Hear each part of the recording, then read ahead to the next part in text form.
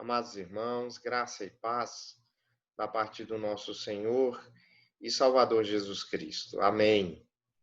Irmãos, hoje, dia do Senhor, domingo, dia 21 de junho, a palavra de Deus para a nossa meditação e exposição está no livro do profeta Miqueias, no capítulo 6. Eu gostaria de convidá-los para que, onde os irmãos estivessem, pudessem abrir a palavra do Senhor nesse livro de Miqueias, capítulo 6, do versículo 6 ao versículo 8. Esse é o texto da meditação dessa ocasião para as nossas vidas. Diz assim a palavra do Senhor, Miqueias, capítulo 6, versículo 6. Com que me apresentarei ao Senhor e me inclinarei ante o Deus excelso? Virei perante ele com holocaustos, com bezerros de um ano? Agradar-se-á o Senhor de milhares de carneiros, de 10.000 ribeiros de azeite? Darei o meu primogênito pela minha transgressão, o fruto do meu corpo pelo pecado da minha alma? Ele te declarou, ó homem, o que é bom e que é o que o Senhor pede de ti, que pratiques a justiça e ames a misericórdia e andes humildemente com o teu Deus. Amém e amém. Eu gostaria de convidá-los, irmãos, para que nós possamos orar ao Senhor nosso Deus agora, nesse momento, a fim de que possamos orar ao Senhor e pedir a Ele graça na compreensão e exposição de Sua palavra. Senhor nosso Deus, nosso Pai, nosso coração, ó Deus, nesse momento, está pronto para meditar na Tua palavra. Ausentes, ó Deus, do culto público, ausentes também, ó Deus, do ajuntamento solene, da comunhão dos santos, mas não ausentes da Tua presença, Senhor, nem ausentes da Tua palavra. Rogamos, ó Deus, em nome de Jesus, que ela se torne mais uma vez viva, se torne mais uma vez eficaz para a nossa edificação e nossa instrução. É assim que nós te oramos, no nome que está acima de todo nome, o nome de Jesus. Amém e amém. Meus irmãos, dar presentes para uma outra pessoa não é apenas uma gentileza. Dar presentes para uma pessoa é uma arte, se não, digamos assim, até um grande desafio. Deixe-me contar um exemplo pessoal meu para explicar como isso é um desafio e como isso é uma arte. Alguns anos atrás, eu conheci um homem, um empresário, que ele era muito rico. E quando eu o conheci, nós tivemos uma conversa de alguns minutos, acho que no máximo uma meia hora. E durante aquela meia hora, ele se mostrou muito atencioso, ele se demonstrou muito simpático e se demonstrou muito cortês para comigo. Eu tive apenas aquele encontro pessoal com aquele homem. Passado mais ou menos um ano daquele meu encontro com aquele homem, eu estava dando aula aqui no seminário e, de repente, um rapaz muito educado, um rapaz muito bem trajado, veio até o seminário e para me trazer uma encomenda. Eu não conhecia esse rapaz, mas ele era muito bem trajado e muito educado. E ele disse, olha, eu tenho uma encomenda para o senhor, é um convite. Eu peguei o convite, como eu estava ainda em meio a atividades da manhã, eu não abri o convite. Quando minhas aulas, quando terminaram minhas aulas pela manhã, eu abri o convite. E quando eu abri, eu percebi que era um convite daquele empresário para uma festa de aniversário. Ele estava me convidando para que eu participasse da festa de aniversário dele. A minha primeira reação, quando eu vi aquele convite, foi de surpresa.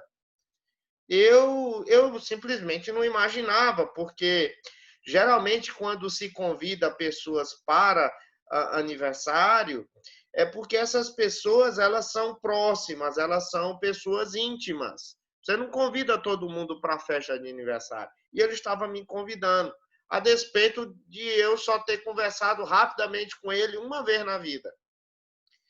A minha segunda reação, após abrir aquele convite, foi uma reação de dúvida. Eu pensei comigo mesmo assim, mas o que é que eu vou levar para esse homem? O que é que eu vou levar de presente para ele na festa do aniversário dele? O que é que eu vou dar para uma pessoa que tem tudo o que ele quiser? Ele pode comprar qualquer coisa. Então, o que é que eu vou dar para ele? Eu estava numa situação difícil. Mas se você acha que essa é uma situação difícil, imagine a de Israel na época de Miqueias. O povo de Israel estava se fazendo uma pergunta muito, mas muito mais difícil do que a minha, em dar presentes para aquele homem que havia me convidado para a sua festa. O povo de Israel estava se perguntando o que ele iria dar para Deus. Veja só o versículo de número 6. Veja só o início do versículo 6. Com que me apresentarei ao Senhor e me inclinarei ante o Deus excelso. Aqui o povo de Israel, irmãos, ele se encontra perguntando o que daria a Deus. O Deus que já tem tudo. O Deus que criou todas as coisas, que governa todas as coisas e que possui todas as coisas. O povo de Israel estava mesmo assim se perguntando, o que é que vamos dar a Deus? Eles, na verdade, os israelitas, eles queriam restaurar o seu relacionamento com Deus.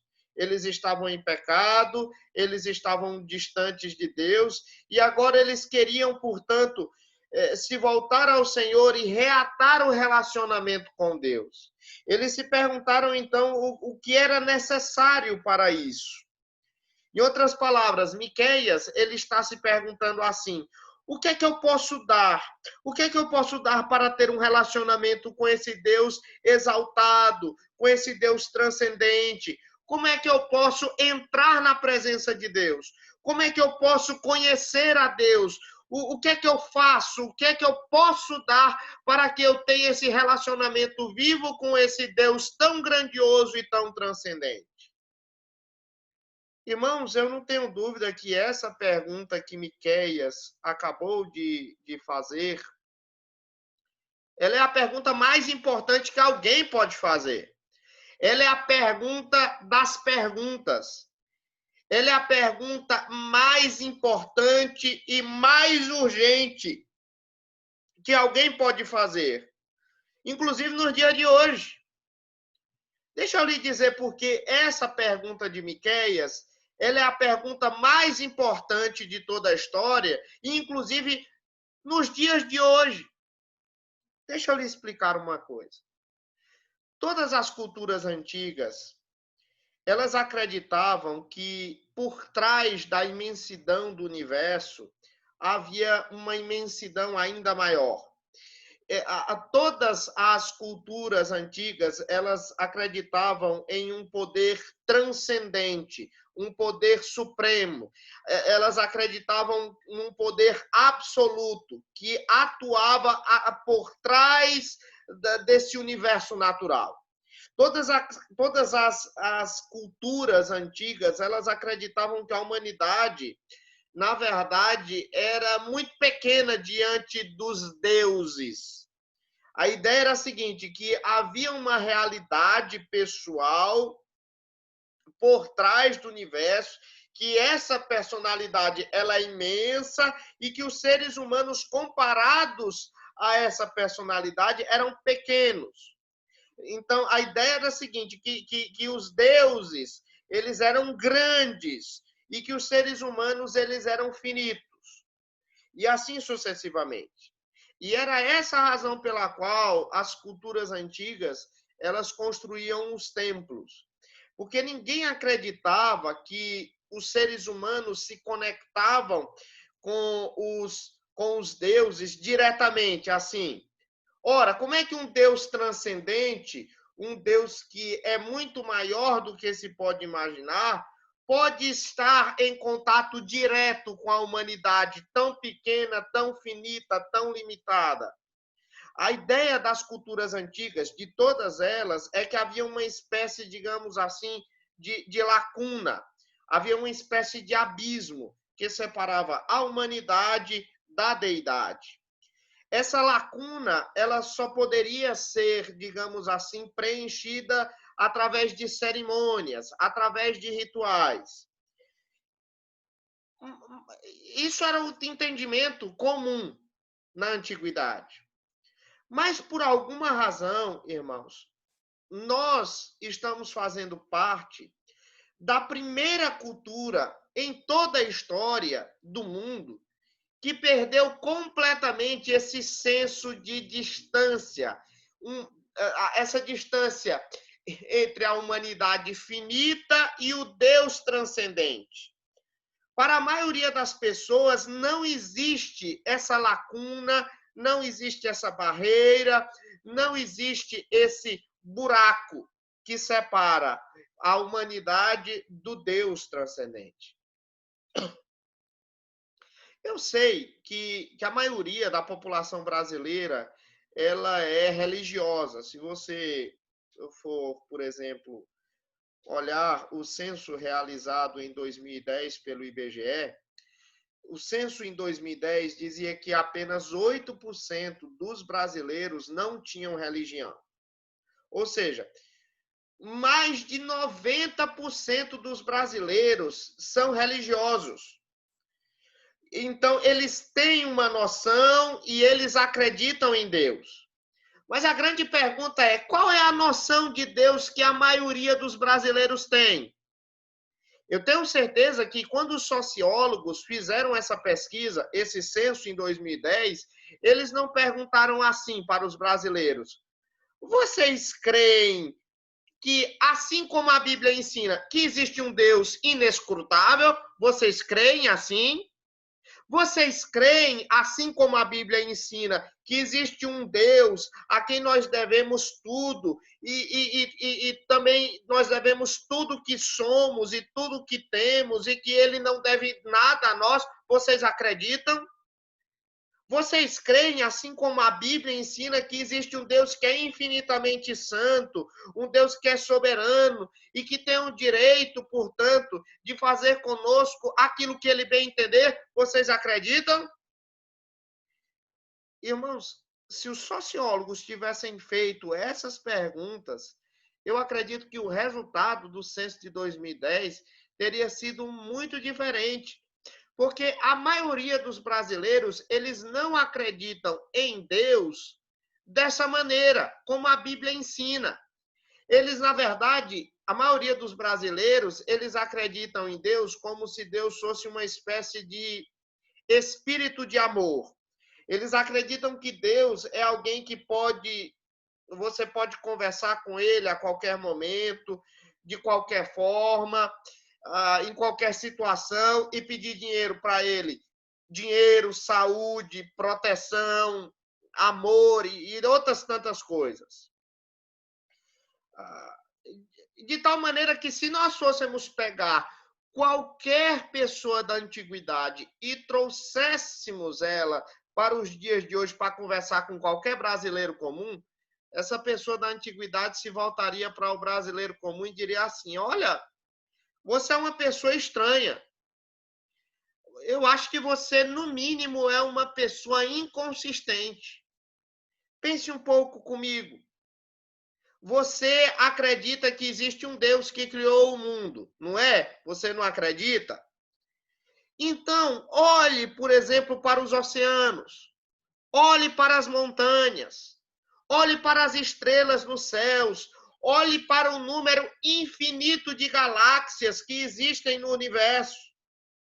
Se existe um Deus que criou e que sustenta cada uma dessas coisas, você acha que ele é do tipo de pessoa que basta você estalar o dedo e ele está pronto para conversar com você? Você acha? É absurdo pensar assim, não é? Era isso que a pessoa da cultura antiga certamente diria a um brasileiro comum. E é por isso que Miqueias, aqui, ele está fazendo essa pergunta. Ele está fazendo essa pergunta que, para a maioria dos brasileiros, digamos que ela é incompreensível. Ela é incompreensível para a maioria das pessoas, mas não para todas.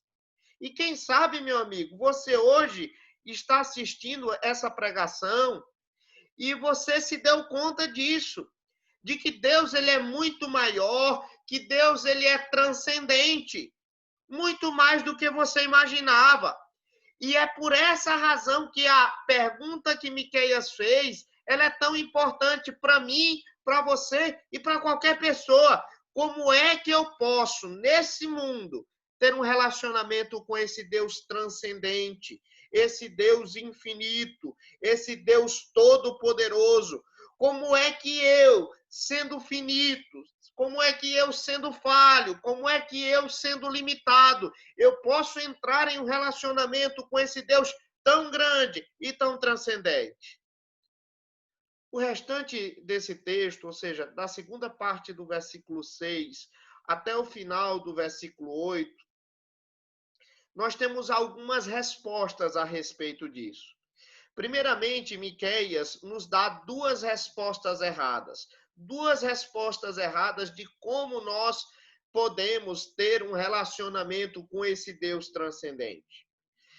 Depois que ele conta, depois que ele diz essas duas respostas erradas, é que ele então conta a resposta certa. Ele nos revela a maneira correta de relacionarmos então com esse Deus transcendente. Então nós vamos dividir a nossa pregação justamente dessa maneira.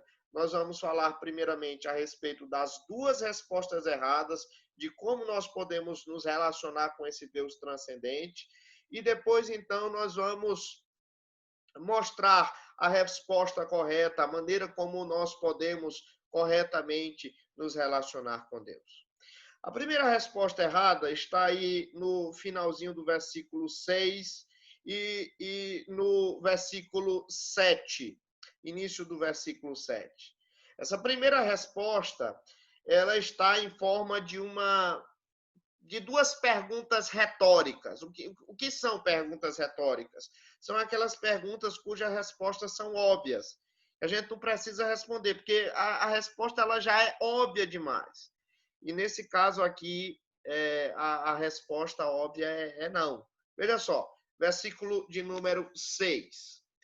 A segunda parte do versículo 6, que diz assim: virei perante ele, ou seja, a Deus, com holocaustos, com bezerros de um ano, eu virei a Deus e darei a ele holocaustos de bezerro de um ano, para assim ter um relacionamento com ele?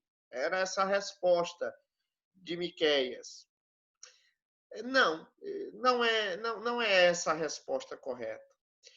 Embora que haja um sistema sacrificial no Antigo Testamento, e que esse sistema sacrificial dizia que o crente devia levar algum animal para ser morto pelos seus pecados, essa não era a resposta mais adequada. No sistema sacrificial do Antigo Testamento, haviam pelo menos 5 sacrifícios. O holocausto era um deles. E nesse tipo de sacrifício, no sacrifício de holocausto, o animal, portanto, ele era consumido completamente pelo fogo. Então, esse animal era levado, já sacrificado, para o altar, e lá no altar ele era consumido pelo fogo. Ele, portanto, era diferente dos demais sacrifícios, que uma parte do animal era devolvida para o adorador e o adorador comia uma parte desse animal.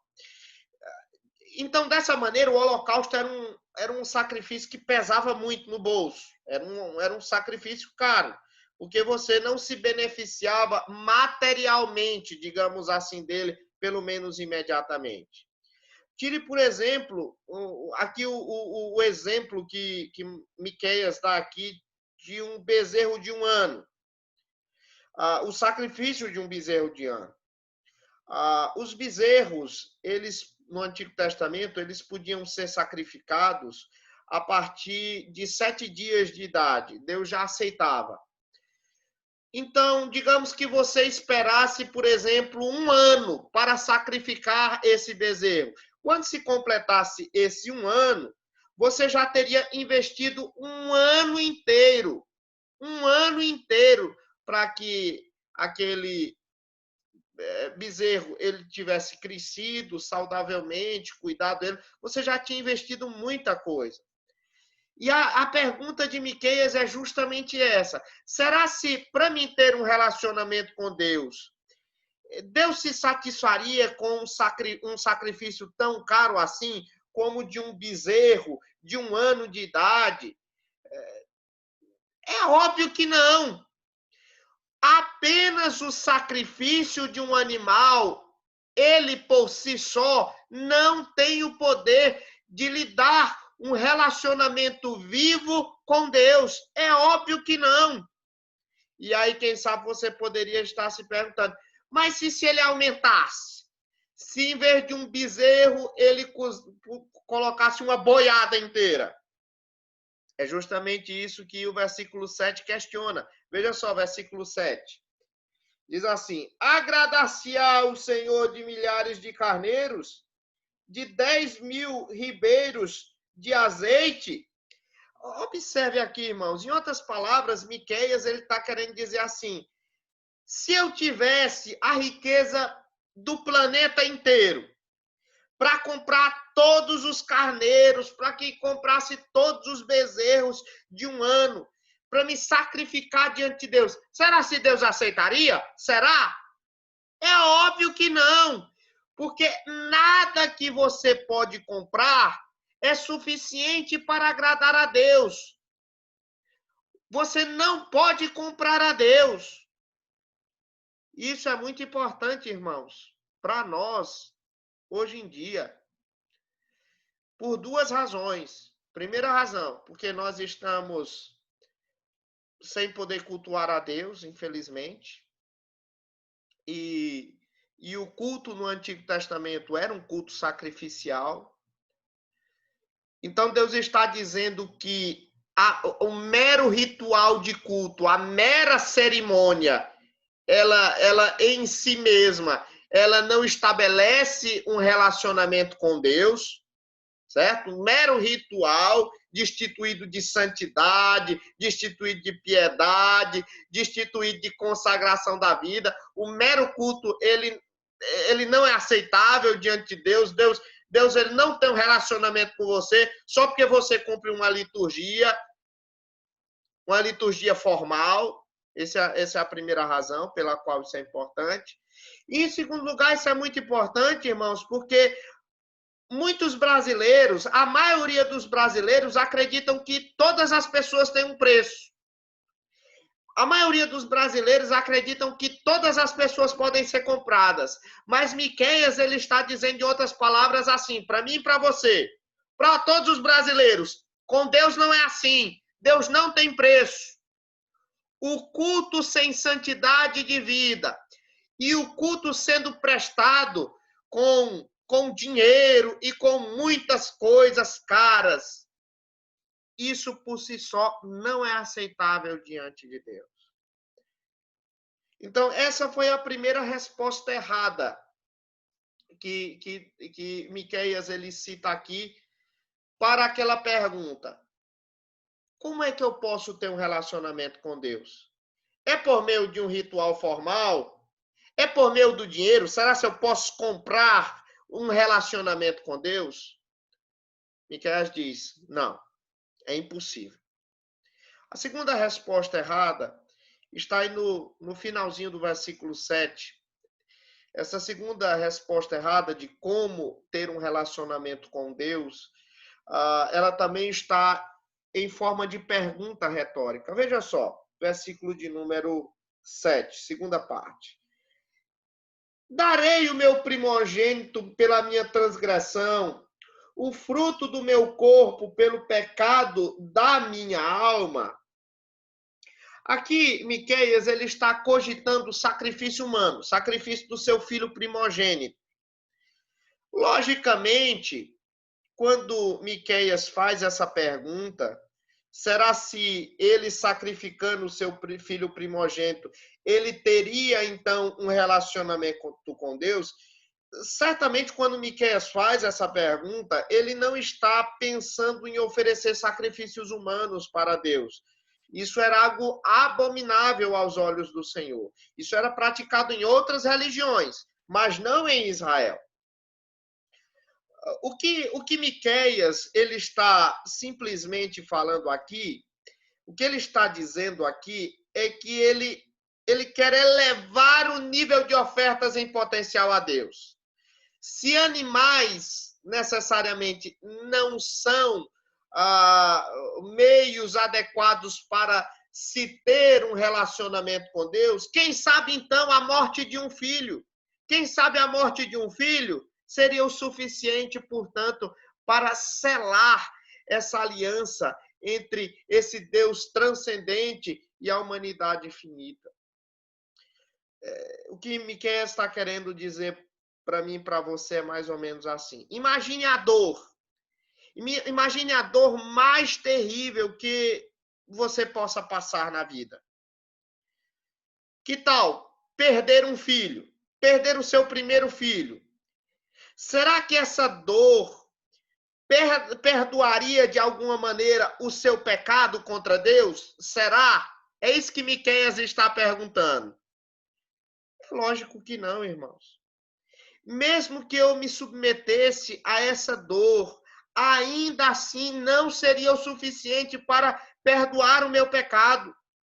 A maior dor, a maior agonia pessoal do mundo não expia o pecado. Não existe nada, irmãos, que eu e vocês podemos fazer para merecer o perdão de Deus, ou merecer esse relacionamento com Deus, ou justificar esse relacionamento com esse Deus tão exaltado, com esse Deus tão grande, com esse Deus tão infinito. O pecado contra o Deus infinito é uma dádiva infinita, é uma dívida infinita. E é justamente isso, irmãos, que as pessoas comuns, os brasileiros comuns, eles não entendem. Eles dizem assim: se eu trabalhar honestamente, se eu ajudar as pessoas, se eu pagar os meus impostos, se eu não ficar falando da vida alheia, Deus verá isso que eu estou fazendo, Ele verá como eu estou me esforçando para viver bem, e então Ele vai responder às minhas orações, e então Ele vai me amar, Ele vai me ajudar, Ele vai me salvar, Ele vai fazer tudo mais na minha vida. Mas aí é que vem Miqueias, e Miqueias diz assim: não, de jeito nenhum. Isso não funciona. Você não entendeu o quão grande Deus é. E você não entendeu ainda o quão pequeno e o quão falho você é. Não adianta você fazer uma liturgia e fazer parte de uma liturgia formal. Não adianta você fazer o maior sacrifício que você possa ter nesse mundo. Isso não é o suficiente para você ter um relacionamento com Deus. Então, qual é a resposta? Como é, portanto, que eu posso ter esse relacionamento com esse Deus tão grandioso, com esse Deus tão transcendente? A resposta para isso está aí no versículo de número 8. Veja só o versículo de número 8. Diz assim a palavra de Deus: Ele, ou seja, Deus, te declarou, homem, o que é bom e que é o que o Senhor pede de ti. Em primeiro lugar, que pratiques a justiça. Em segundo lugar, que ames a misericórdia. E em terceiro lugar, que andes humildemente com o teu Deus. Essas três coisas você tem que fazer. Mais do que apresentar sacrifícios, mais do que fazer renúncias que venham lhe trazer tristeza no coração. Mais do que isso, eu quero que você faça essas três coisas. Você pratique a justiça, que você ame a misericórdia e que você ande humildemente comigo. O que Deus estava dizendo é o seguinte, em outras palavras, ele estava querendo dizer o seguinte: eu quero que vocês transformem esses rituais religiosos que vocês costumam apresentar no templo, eu quero que vocês transformem isso em uma vida religiosa. Transformem rituais religiosos em vida religiosa. Quando terminar a liturgia do culto, que comece a liturgia da vida, como dizia Calvino. Transforme essa liturgia ritualística em 3 coisas.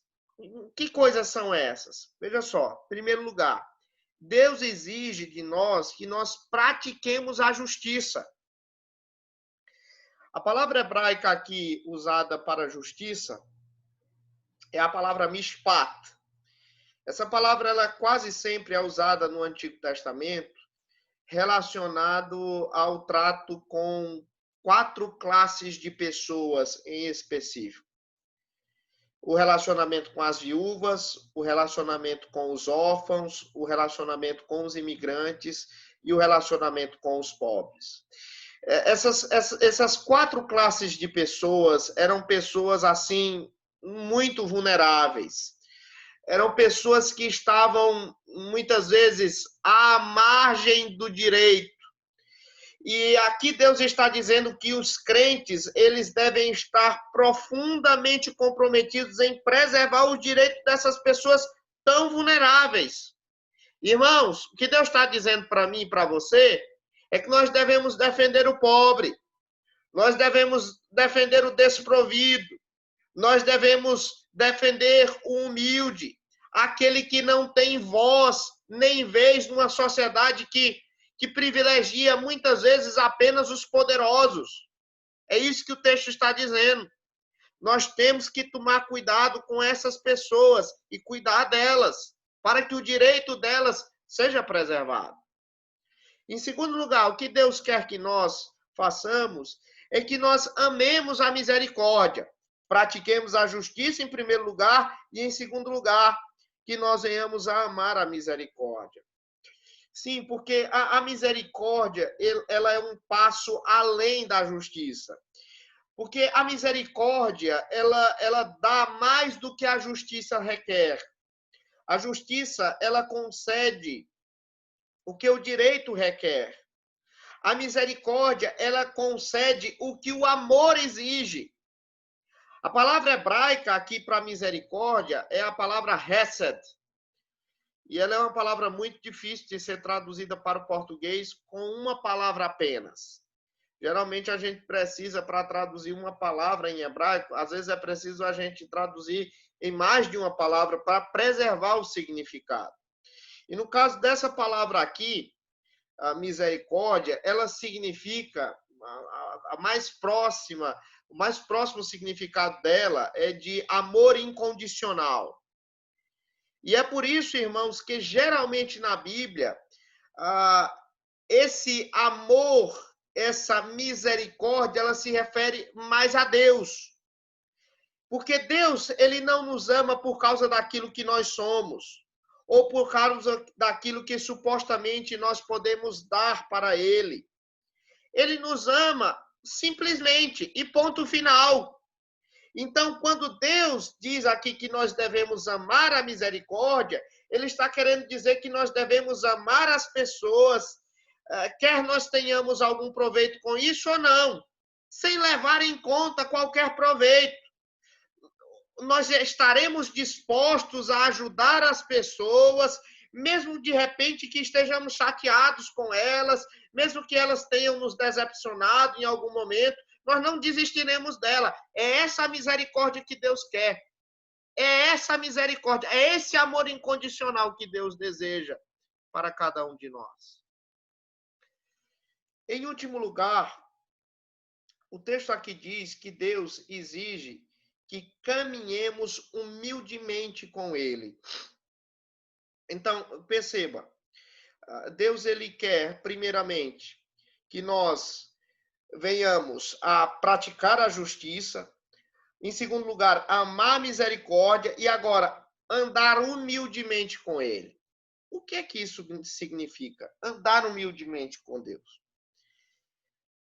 Caminhar com Deus é uma metáfora muito importante e muito comum na Bíblia. Vez por outra você encontra essa metáfora nas Escrituras.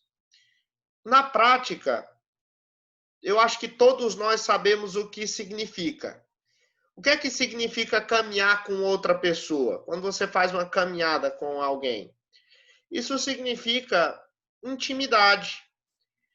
Nós só andamos com alguém que nós temos um relacionamento íntimo, com alguém que nós temos uma aliança. Porque quando nós andamos com alguém, nós conversamos com ela, nós vamos para o mesmo lugar que ela vai, porque é um lugar em comum, é um objetivo em comum para nós. E é justamente isso que Deus deseja de nós. Ele quer que nós venhamos a orar a Ele, conversar com Ele, e que nós sigamos os seus passos, seguindo para o mesmo caminho que Ele vai. Irmãos, resumindo, o que Deus exige das pessoas não é nenhum mistério. O que Deus exige das pessoas não é meramente um ritual litúrgico. O que Deus exige das pessoas é, na verdade, que possam ter uma vida piedosa diante dele. Quando Deus ele diz essas três coisas, quando Deus diz que o homem ele deve, portanto, praticar a justiça, amar a misericórdia e andar humildemente com Deus, na verdade, Deus ele está fazendo aqui uma síntese dos 10 mandamentos. Na verdade, quando Deus diz assim, olha, pratiques a justiça e ames a misericórdia e andes humildemente com teu Deus, ele está usando a versão do Antigo Testamento daquilo que Jesus Cristo disse aos discípulos, que nós temos que amar a Deus acima de todas as coisas, de todo o nosso coração, de toda a nossa alma, de todo o nosso entendimento, de toda a força, e amar ao próximo como a nós mesmos. Quando nós andamos humildemente com Deus, nós amamos a Deus acima de todas as coisas. Quando nós praticamos a justiça e também amamos a misericórdia, nós estamos amando o próximo como a nós mesmos. É isso que Deus está querendo de nós, irmãos.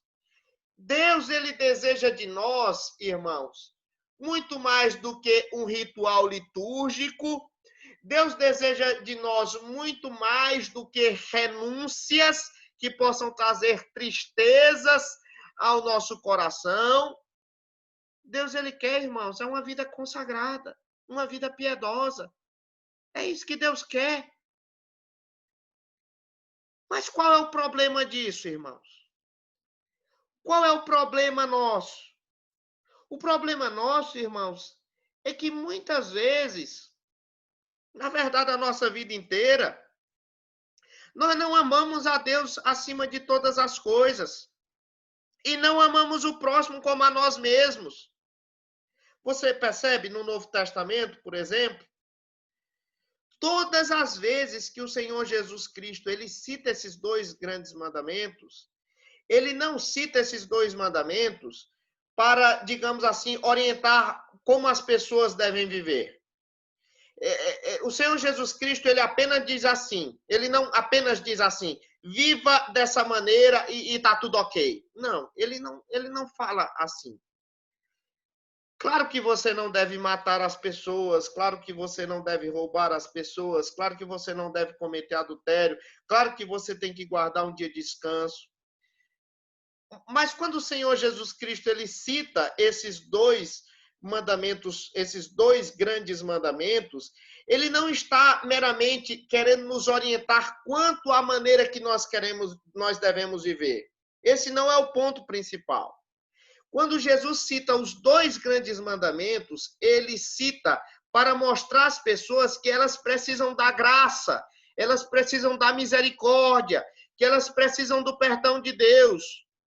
O que o Senhor Jesus Cristo, quando ele cita esses dois mandamentos, o que ele está querendo dizer é justamente isso.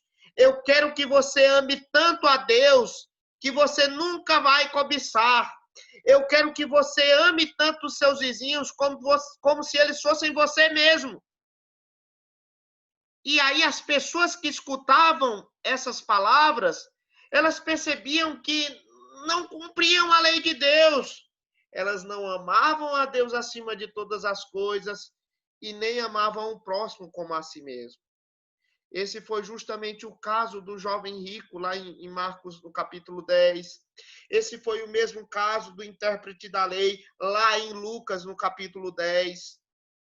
Tanto o jovem rico quanto o intérprete da lei, eles se achavam pessoas muito boas. Eles se achavam pessoas religiosas. E aí Jesus Cristo, ele citou esses dois grandes mandamentos para mostrar que eles não estavam cumprindo a lei. Portanto, irmãos, o que os israelitas do Antigo Testamento precisavam entender, o que o jovem rico precisava entender, o que o intérprete da lei precisava entender, o que eu e vocês precisamos entender, irmãos, é que nós precisamos da graça, da misericórdia e do perdão de Deus. Porque nós temos que amar a Deus acima de todas as coisas e amar ao próximo como a nós mesmos, e nós simplesmente não conseguimos fazer isso. Onde é, então, irmãos, que nós vamos encontrar a graça, a misericórdia e o perdão de Deus? Nós só encontramos a graça, a misericórdia e o perdão de Deus no Evangelho de Jesus Cristo. Porque a Bíblia nos fala que quando nós ainda éramos inimigos de Deus, Deus, ele nos deu o seu único filho para nos libertar dos nossos pecados.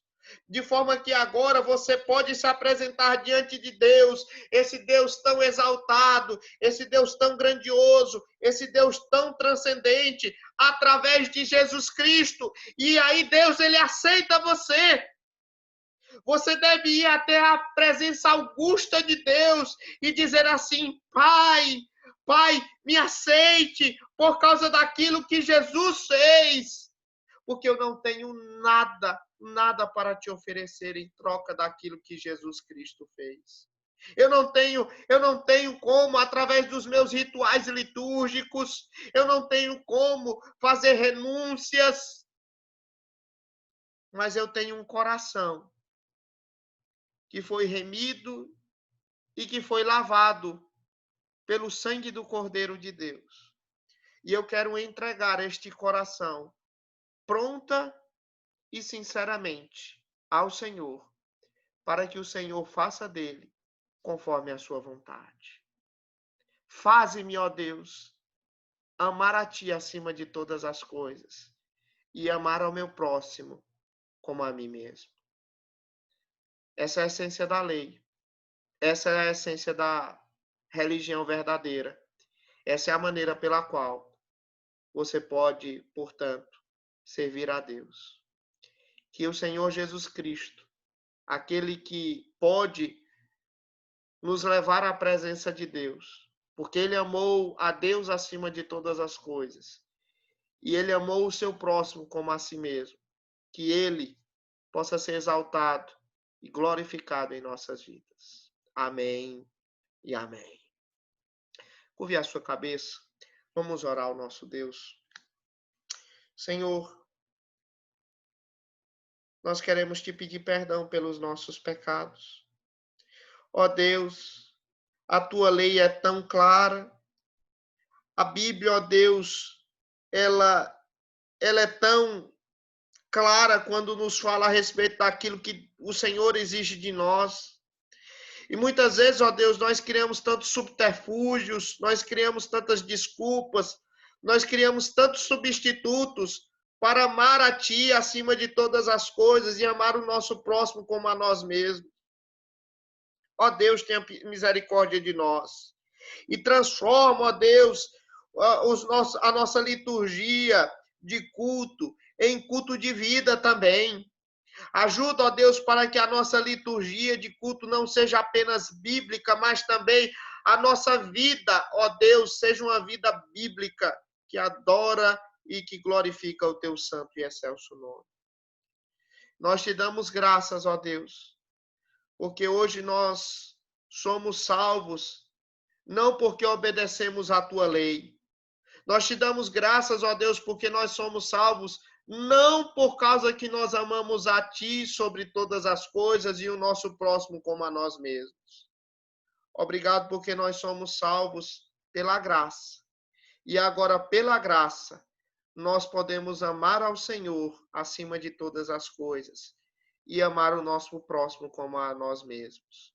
Obrigado porque Jesus Cristo foi quem nos ensinou isso. Obrigado porque o Senhor Jesus Cristo, ele nos concede que possamos fazer isso. É assim que nós te oramos, gratos no nome de Jesus. Amém e amém. Meus amados irmãos, Deus os abençoe muitíssimo. Que o Senhor Deus possa conceder a cada um de vocês uma excelente semana debaixo da graça e da paz do Senhor Jesus. Deus os abençoe.